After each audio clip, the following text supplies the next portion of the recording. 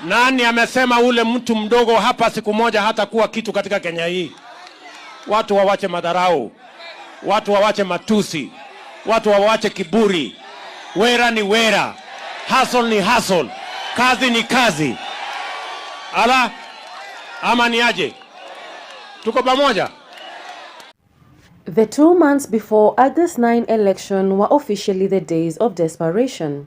Anything a politician promised from then that he had not been promising before was most likely going to be an afterthought, born either out of frenzy or political anguish.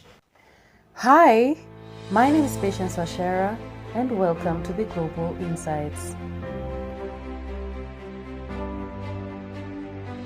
It was a time when they promised heaven even where earth could not be delivered. It is commonly said when it comes to crazy and empty political promises, politicians have a monopoly.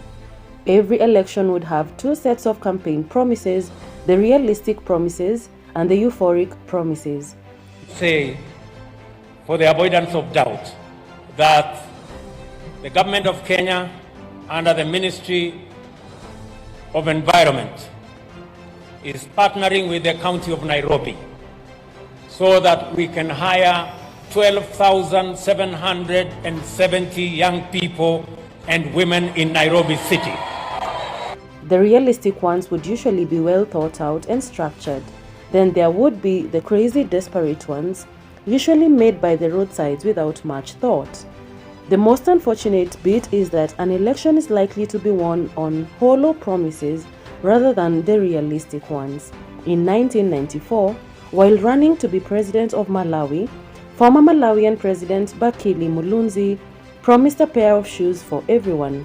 That crazy promise propelled him to win over national hero Hastings Kamuzu Banda. As expected, he didn't deliver on his promise. He retorted every time he was put to task. The crazier part is that someone actually believed him when he was making the promise, and that he was re-elected for a second term. A good campaign principle must adhere to canons of a smart goal. A promise must be simple, measurable, achievable, relevant, and time-bound. However, the greatest duty of any Kenyan is to put to task every leader asking for their vote over past promises. All the way from the MCA to the president, every leader occupying a seat got it on the strength of some promise. Those who promised electricity connections must tell us how many people they have connected. Those who promised roads must tell us how many kilometers they have worked on. Those who promised fair distribution of bursary funds must account for every shilling placed in their hands. The 12th Parliament boasts some of the longest-serving MPs who are still seeking to be re-elected.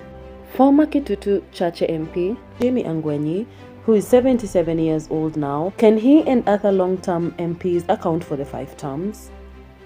At the presidency level, it is crazier. If only 30% of what has been drafted in manifestos was to be achieved, Kenya would be on the path to a little paradise.